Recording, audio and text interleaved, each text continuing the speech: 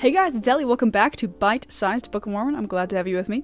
So if you've never been here before, this is just a podcast where we read through one chapter of the Book of Mormon each episode, and I give a little bit of context, a little bit of insight, a little bit of good times, a little bit of nerding out, so stick around.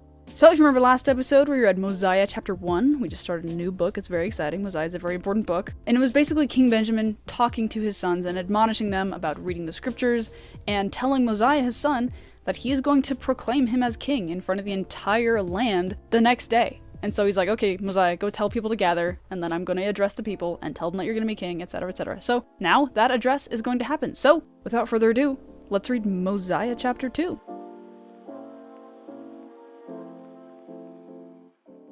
And it came to pass that after Mosiah had done as his father had commanded him, and had made a proclamation throughout all the land, that the people gathered themselves together throughout all the land, that they might go up to the temple to hear the words which King Benjamin should speak unto them. And there were a great number, even so many that they did not number them, for they had multiplied exceedingly and waxed great in the land. And they also took the firstlings of their flocks, that they might offer sacrifice and burnt offerings according to the law of Moses. And also that they might give thanks to the Lord their God, who had brought them out of the land of Jerusalem, and who had delivered them out of the hands of their enemies, and had appointed just men to be their leaders, and also a just man to be their king, who had established peace in the land of Zarahemla, and who had taught them to keep the commandments of God, that they might rejoice and be filled with love towards God and all men. And it came to pass that when they came up to the temple, they pitched their tents round about, every man according to his family, consisting of his wife, and his sons and his daughters, and their sons and their daughters, from the eldest down to the youngest, every family being separate one from another. And they pitched their tents round about the temple, every man having his tent with a door thereof towards the temple, that thereby they might remain in their tents and hear the words which King Benjamin should speak unto them. So, King Benjamin's address is sometimes referred to as like the first general conference, quote-unquote, because it's just a gathering of believers to listen to an authority speak. Obviously, it's not like official or anything, but people call it that because, it makes sense. And actually, fun fact, my family had a tradition of making like a couch tent, like a tent made out of PVC pipe and blankets that would go over our couch so we could sit on it, watch conference with a tent whose door was facing the screen, i.e. the temple, So that was our little tradition that harked back to King Benjamin and his address, which I think is pretty fun. Actually, I don't think that's all too rare of a tradition. I think I know several other families that do that, which is pretty cool. But yeah, I think there is something important about the fact that it was at the temple. Because we talked in Words of Mormon how Mormon describes Benjamin as not only a spiritual leader, but a warrior, and I think when he addresses his people, he's kind of fulfilling his role as the spiritual leader of the people. Like, yes, he is a strong man, but also he's aging, he's about to die, and now he's more just fulfilling his role of spiritual leader. Therefore, he does it from the temple. And he has people face their tents and gather around the temple to hear his words. So he could have done it from, I don't know, whatever palace they had, or like some capitol building or whatever, but it was from the temple. Maybe they were one and the same. Maybe the palace and the temple were the same. But regardless, I think that it's significant that they call it the temple, because even if the buildings of the king's palace and the temple are one and the same, they call it the temple because its spiritual purpose is higher than its secular governing purpose. For the multitude being so great that King Benjamin could not teach them all within the walls of the temple, therefore he caused a tower to be erected, that thereby his people might hear the words which he should speak unto them. And it came to pass that he began to speak to his people from the tower, and they could not all hear his words because of the greatness of the multitude. Therefore he caused that the words which he spake should be written and sent forth among those that were not under the sound of his voice, that they might also receive his words.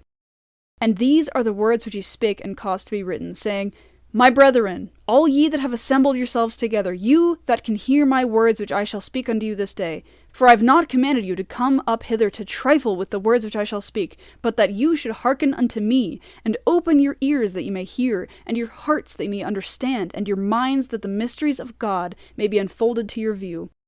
I have not commanded you to come up hither that ye should fear me, or that ye should think that I of myself am more than a mortal man. But I am like as yourselves, subject to all manner of infirmities in body and in mind, yet I have been chosen by this people, and consecrated by my Father, and was suffered by the hand of the Lord, that I should be a ruler and a king over this people, and have been kept and preserved by his matchless power, to serve you with all the might, mind, and strength which the Lord hath granted unto me. First of all, it's cool that he has his words written down so that they can be recorded and shown to people that weren't able to hear his voice at the time. And it's also cool that he's standing from a tower, because that makes for a very stunning visual image in your mind. Like some dramatic, long-bearded old king standing on a tower, preaching with his arms held up high, you know? There are many paintings that portray the image, and it's a very striking image. I really do like it. But the way he starts his address, I think, is really cool, because he starts off being like, prepare yourselves. Like he says in verse 9, he says, "Hearken unto me, open your ears that you may hear, and your hearts that you may understand, and your minds that the mysteries of God may be enfolded to your view." And I think that that is a fair thing for us to do as well. I think that he's like, okay guys, I'm going to tell you some really important things. I think that you should listen with ears to hear and hearts to understand and minds to understand. And he's really kind of preparing this people to learn the most that they possibly can, because he really cares about teaching this people. And then it's very cool how in verses 10 and 11, he's kind of making himself humble. He's like, well, I am not anything more than a normal man. I've just been called by God, I've been called by my father, I've been called by you guys to rule this people, yes, but I am just an ordinary man. And it's also very cool how he ends verse 11. He says, "I have been chosen to be a king, to serve you with all the might, mind, and strength, which the Lord hath granted unto me." He doesn't even claim his own faculties, his heart, might, mind, and strength, to be his own. He credits them to the Lord, which I think is pretty cool. Like that level of humility, that level of understanding exactly what God has done for all of us. I think that's a very good perspective to have. "And I say unto you that as I have been suffered to spend my days in your service, even up to this time, and have not sought gold, nor silver, nor any manner of riches of you, neither have I suffered that ye should be confined in dungeons, nor that ye should make slaves one of another, nor that ye should murder, or plunder, or steal, or commit adultery, nor even have I suffered that ye should commit any manner of wickedness, and have taught you that ye should keep the commandments of the Lord in all things which he hath commanded you. And even I myself have labored with mine own hands that I might serve you, and that ye should not be laden with taxes, that there should be nothing come upon you which is grievous to be borne. And of all these things which I have spoken, ye yourselves are witnesses this day." So King Benjamin is of the philosophy that a king does not rule over people, really. The king serves the people, which is the same outlook that Christ had. You know, he washed his disciples' feet. He did so many things that a quote-unquote servant would do, and yet he was the greatest among them all. So it's pretty cool to see Jesus' perspective reflected in King Benjamin. King Benjamin is definitely a Jesus figure a little bit in this, just because of the way that he teaches and the outlook that he has, which is very, very interesting to read. "Yet, my brethren, I have not done these things that I might boast, neither do I tell these things that thereby I might accuse you. But I tell you these things that ye may know, that I can answer a clear conscience before God this day. Behold, I say unto you, that because I said unto you that I had spent my days in your service, I do not desire to boast, for I have only been in the service of God. And behold, I tell you these things that ye may learn wisdom, that ye may learn that when ye are in the service of your fellow beings, ye are only in the service of your God." I think that it is a beautiful thing to think that when I'm serving a friend, or a stranger, or a roommate, or a classmate, that I'm also serving God. Because we are all God's hands, whether or not we know it, whether or not we're good at it, whether or not we want to be. We are all his hands. And I think that that says something about when we treat the other God's hands well, we're treating God well. Because they're his hands. I don't know. That was a weird analogy, but I think you know what I meant, right? I think you know what I meant. Anyways. "Behold, ye have called me your king, and if I, whom ye call your king, do labor to serve you, then ought not ye to labor to serve one another? And behold also, if I, whom ye call your king, who has spent his days in your service, and yet has been in the service of God, do merit any thanks from you, oh, how you ought to thank your heavenly King. I say unto you, my brethren, that if you should render all the thanks and praise which your whole soul has power to possess, to that God who has created you, and has kept and preserved you, and has caused that ye should rejoice, and has granted that ye should live in peace one with another, I say unto you that if ye should serve him who has created you from the beginning, and is preserving you from day to day, by lending you breath, that ye may live and move and do according to your own will, and even supporting you from one moment to another, I say, if ye should serve him with all your whole souls, yet ye would be unprofitable servants. I think that that is what is missing in gratitude. People are like, oh, I'm grateful for my family, I'm grateful for this beautiful day, I'm grateful for, like the trees, but I think that we aren't grateful enough for our breath. We are not grateful for our bodies, for our life, for God preserving us from moment to moment. That is a miracle. This actually brings to mind this BYU speech titled Stand Forever by Lawrence E. Corbridge from 2019. And near the end of his speech, he talks a little bit about the miracle of the ordinary, how everything is a miracle and how we take so much of it for granted. So what he says near the end of his talk, he says, quote, "More phenomenal than resurrection is birth. The greater wonder is not that life, having once existed, could come again, but that it ever exists at all. More amazing than raising the dead is that we live at all. A silent heart that beats again is not nearly as amazing as the heart that beats within your chest right now. That one can see on a stone or through a special lens the modern translation of ancient text written on plates of gold is far less amazing than the human eye. The wonder is not what the human eye may see, rather, that it sees anything at all." And I think that perspective of just finding the miracle in everything is kind of what King Benjamin is getting at a little bit. He's like, you can be the most profitable servant, but God lends you breath. God preserves you from moment to moment, and that is a miracle. And even if we do everything in our power to serve him, we will still be unprofitable. And it's so cool how King Benjamin is basically using himself. He's like, well, if I spend my life serving you, and you're grateful to me, how much more should you be grateful to God, who sacrificed his own son and spends all of his time serving us? We could not pay that back, even if we tried our hardest. Oh, it's the way he words it. It's so poetic and beautiful. I really love the way that King Benjamin speaks. It is gorgeous. "And behold, all that he requires of you is to keep his commandments, and he has promised you that if ye would keep his commandments, that ye should prosper in the land. And he never doth vary from that which he hath said. Therefore, if ye do keep his commandments, he doth bless you and prosper you. And now, in the first place, he hath created you, and granted unto you your lives, for which ye are indebted to him. And secondly, he doth require that ye should do as he hath commanded you, for which if ye do, he doth immediately bless you, and therefore he hath paid you. And ye are still indebted to him, and are, and will be forever and ever. Therefore, of what have ye to boast?" It's fun how he says, "Of what have ye to boast?" Because he's like, you cannot be proud of anything, because God is allowing you to do anything you do on this earth. Anything that you do is simply attempting to pay him back for the blessing that he gave you.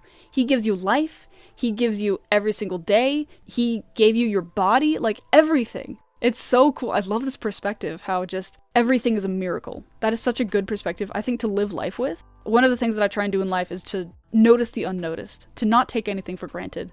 And I think if anyone takes anything for granted, it is the human eye, or it's the human body, or it's, whatever.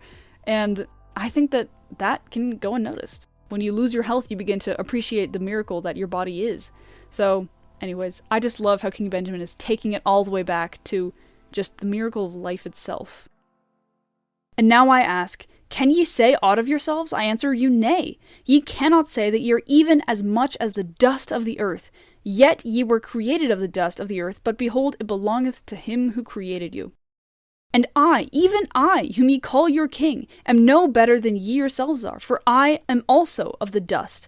And ye behold that I am old, and am about to yield up this mortal frame to its mother earth.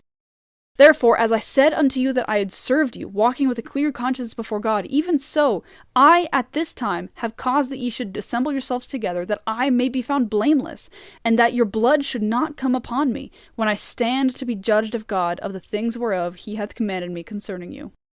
I say unto you that I have caused that ye should assemble yourselves together, that I might rid my garments of your blood at this period of time when I am about to go down to my grave, and that I might go down in peace, and my immortal spirit may join the choirs above in singing the praises of a just God. And moreover I say unto you, that I have caused that ye should assemble yourselves together, that I might declare unto you that I can no longer be your teacher nor your king. For even at this time my whole frame doth tremble exceedingly while attempting to speak unto you, but the Lord God doth support me, and hath suffered me that I should speak unto you, and hath commanded me that I should declare unto you this day that my son Mosiah is a king and a ruler over you. So this is what he announced that he would do last chapter. He was like, okay, Mosiah, go tell everyone that we're going to gather tomorrow, and then I will tell everyone that you're going to be king. But this address is so much more than promised, because in the first chapter it just sounds like, oh, I'm just gonna proclaim you as king, yay! But what it has been so far and what it will continue to be is he is preaching, he is admonishing, he is expounding, and I just love this address. His words just flow so well, and they're just so powerful. I love it when the words themselves are powerful. You can just feel like they're poetry almost when you read them, you know? Especially in verse 30 where he says, "My whole frame doth tremble exceedingly while attempting to speak unto you, but the Lord God doth support me."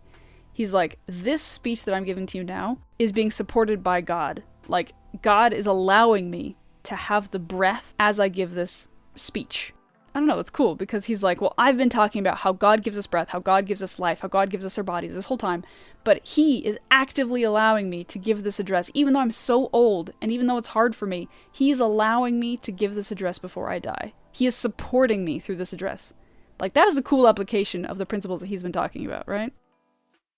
"And now, my brethren, I would that ye should do as ye have hitherto done, as ye have kept my commandments, and also the commandments of my father, and have prospered, and have been kept from falling into the hands of your enemies. Even so, if ye shall keep the commandments of my Son, or the commandments of God which shall be delivered unto you by him, ye shall prosper in the land, and your enemies shall have no power over you. But, O my people, beware lest there shall arise contentions among you, and ye list to obey the evil spirit which was spoken of by my father Mosiah. For behold, there is a woe pronounced upon him who listeth to obey that spirit. For if he listeth to obey him, and remaineth and dieth in his sins, the same drinketh damnation to his own soul. For he receiveth for his wages an everlasting punishment, having transgressed the law of God, contrary to his own knowledge." So I think the important part of verse 33 is the last part where he says, contrary to his own knowledge. Because I've said before that I think that sin is an equation that includes intent, and if you genuinely do the best that you can with the knowledge that you have, and that includes living contrary to some of God's commandments, then that is okay, because you do not know better. But in the end of verse 33, he says, having transgressed the law of God contrary to his own knowledge, i.e., he knew the commandments of God, but he transgressed them, even though he knew what they were and he knew why they were important. So, again, that is why sin involves intent, because you need to know what you're doing in order for it to be bad, really.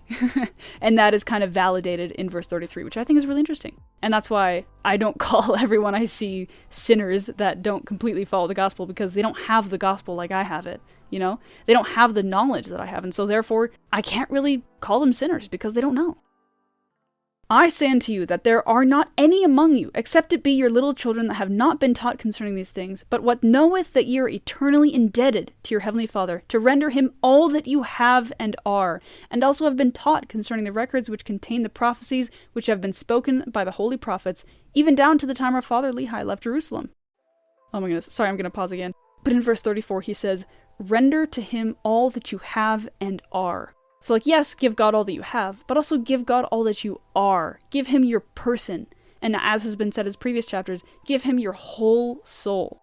Oh my goodness, that is such a tall order. But, like, that is such an aspirational thing. Like, I want to be the kind of person that can give God all that I have and all that I am. Because that is so all-encompassing. And obviously I'm not at that point, but I want to be there. You know, like, that is a beautiful aspiration to look forward to. And also all that has been spoken by our fathers until now. And behold, also they spake that which was commanded them of the Lord, therefore they are just and true. And now I say unto you, my brethren, that after ye have known and have been taught all these things, if ye should transgress and go contrary to that which has been spoken, that ye do withdraw yourselves from the Spirit of the Lord, that it may have no place in you, to guide you in wisdom's paths, that ye may be blessed, prospered, and preserved. I say unto you that the man that doeth this, the same cometh out in open rebellion against God. Therefore he listeth to obey the evil spirit, and becometh an enemy to all righteousness. Therefore the Lord has no place in him, for he dwelleth not in unholy temples. Therefore, if that man repenteth not, and remaineth and dieth an enemy to God, the demands of divine justice do awaken his immortal soul to a lively sense of his own guilt, which doth cause him to shrink from the presence of the Lord, and doth fill his breast with guilt and pain and anguish, which is like an unquenchable fire, whose flame ascendeth up for ever and ever. So this is the first verse that I can think of in the Book of Mormon that clarifies that hell is not literally fire and brimstone, that it is merely the guilt, pain, and anguish, which is like an unquenchable fire, whose flame ascendeth up forever and ever. So it's interesting that it clarifies that. It's a very small detail. If you remove the word like, then it doesn't clarify it. But it's so interesting, that small detail which clarifies, again, what outer darkness is really like, which is basically quote-unquote Mormon hell, if you think about it, like that separation from God. And everywhere else in scripture that I can think of, besides, I guess, the Book of Mormon, describes that basically hell is a place of fire and brimstone and pain and anguish. And like, yes, the pain and anguish is real, but the pain and anguish is simply akin to a fire. So it's kind of cool to have that clarified. And now I say unto you that mercy hath no claim on that man, therefore his final doom is to endure a never-ending torment. O all ye old men, and also all ye young men, and you little children who can understand my words, for I have spoken plainly unto you that ye might understand. I pray that ye should awake to a remembrance of the awful situation of those that have fallen into transgression. And moreover, I would desire that ye should consider on the blessed and happy state of those that keep the commandments of God. For behold, they are blessed in all things, both temporal and spiritual, and if they hold out faithful to the end, they are received into heaven, that thereby they may dwell with God in a state of never-ending happiness. Oh, remember that these things are true, for the Lord God hath spoken it. Oh my gosh, what a good chapter. Wow, oh my goodness. That was so good. I have no words. I've already told you about most of my thoughts, and I feel like a lot of my thoughts that I'm not telling you kind of are easy to notice, like all the parts where he just speaks beautifully, or that he just speaks clearly, and that he just begs his people to listen and to understand and to remember. He's really invested in teaching his people the right ways, and it is beautiful the way it comes across. So the stand-up verse for this chapter is going to be verse 33, which says, For behold, there is a woe pronounced upon him who listeth to obey that spirit. For if he listeth to obey him, and remaineth and dieth in his sins, the same drinketh damnation to his own soul, for he receiveth for his own wages an everlasting punishment, having transgressed the law of God, contrary to his own knowledge. So in that verse, we already talked about the contrary to his own knowledge bit at the very end, which is super cool, and I love it. But I was really interested by the fact that he kept using the verb to list. Like, you listed to obey, you decided. But in my knowledge, list, used as a verb in this way, has to do with like a ship leaning to one side because of winds or waves or cargo or what have you. So I think that when he says, when you list to obey, it means like when you tilt your ship to turn towards Satan. And I think that it's important, if we're going along with this analogy of the boat listing to one side, I think it's important to note that he uses the word list instead of like turn or go towards the direction of obeying Satan. He just says list, which is a little thing. Ships can list either way. They can rock back and forth in a storm or what have you, but listing is just one small turn. Like, the ship hasn't even begun going in a different direction yet, it's just tipping. And so, like, it probably will start turning if it continues to tip, if it continues to list in the way that it's been listing, but it hasn't even yet started to turn. But if you list to obey, then I think in my interpretation that means that you are beginning to turn towards obeying. Like, you're not even necessarily obeying yet, but you're going in that direction. You're heading in the wrong way. Because I say all the time how the gospel is really about turning to God. And in this verse, King Benjamin seems to be talking about turning away from God, or even beginning to turn away from God. As I said, listing means. And so it's interesting because I'm always like, you just gotta turn to God, you just gotta face him, you gotta turn. Like, where do you turn in times of trouble? And basically King Benjamin in verse 33 is saying, don't turn towards the devil. Don't list to obey that spirit, you know? And so it's interesting how he also uses an analogy, in my interpretation, of turning, because that's the terminology that I use all the time when talking about turning to God. So that's super interesting, that kind of comparison between turning to God and listing to obey Satan's spirit, you know? It's pretty interesting. It's a really interesting choice of words that really got my brain gears turning. So yeah, I think that's the episode for today. Thank you so much for listening. I deeply, deeply enjoyed this chapter, as I'm sure you noticed. Just a few links down in the show notes. There are 3 different versions of the Book of Mormon down there linked. There's the web version, and then there's 2 app downloads. So go ahead, click those if you want to read along for yourself, which you should. There's also a Let Me Know You Learned link, so if you want to let me know you learned, wow, then you can. You can send me a message down there with whatever you want to let me know about. There's also quick support the show links, so if you want to shoot me a few bucks, you can. And then finally, we're on YouTube. So if you want to support the YouTube channel, you want to go subscribe there and see whatever there is to see there, go ahead, do that. You can listen to the podcast there. It is a viable platform. But yeah, I just want to thank you for listening. It has been a wonderful time making this podcast, and I absolutely love it. So I'm glad that you're here for the ride with me. And yeah, I think that's all I have for you today. I'll talk to you later. Bye.